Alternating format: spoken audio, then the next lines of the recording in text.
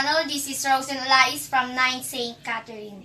For this video is all about the culture, tradition, climate, and constellation of AKUTAN volcano. So let's start.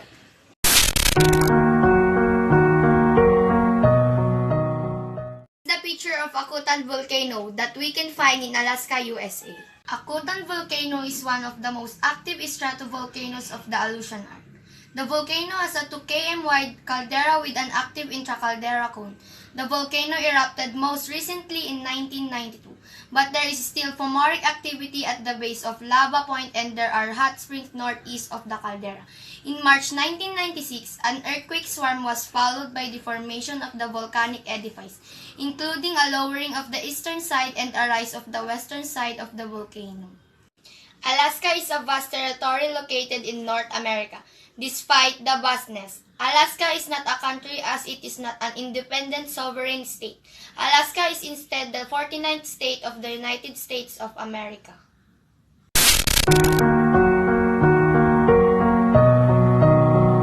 Now, we're going to explore the culture of Alaska. Alaskan culture may not immediately appear different than the other 48 states, yet the state's outer sea inhabitants engage in a range of activities which are unique to Alaska.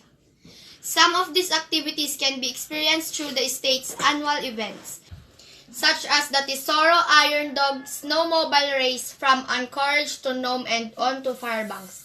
Other not to be missed cultural happenings include the BP World Ice Art Championships and the Sitka Whale Fest. Visits to native settlements can be made on Alaskan tours, while Anchorage Alaskan Native Heritage Center encourages cross-cultural exchanges between visitors and Native and American Indians. It is here where visitors will find the state's most detailed exhibits on Alaskan cultural groups. Additionally, artworks by local people are widely sold in the state's galleries and souvenir shops.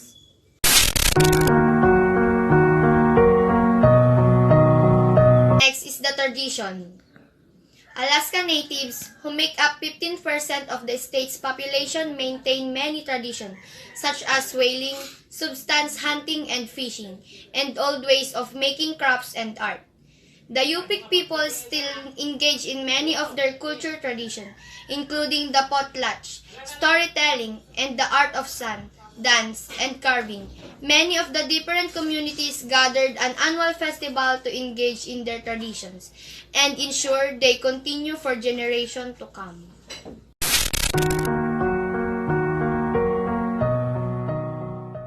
Next is the climate. The climate of Alaska is determined by average temperatures and precipitation received statewide over many years.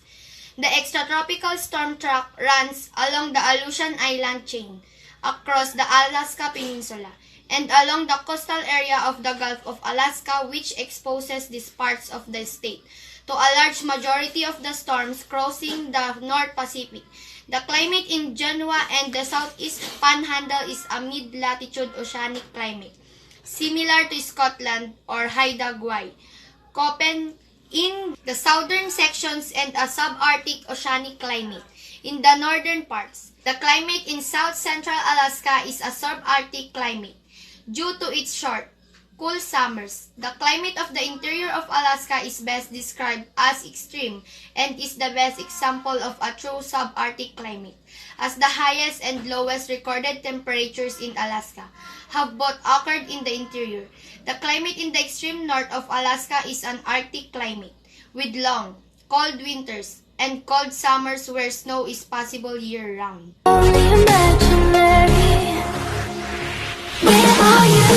Last is the constellation. The Alaska state flag depicts the North Star and the Big Dipper, which is part of the constellation Ursa Major.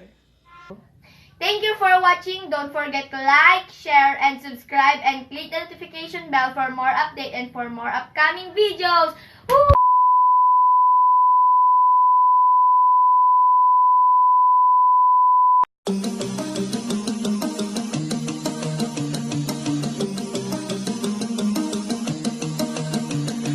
반짝이는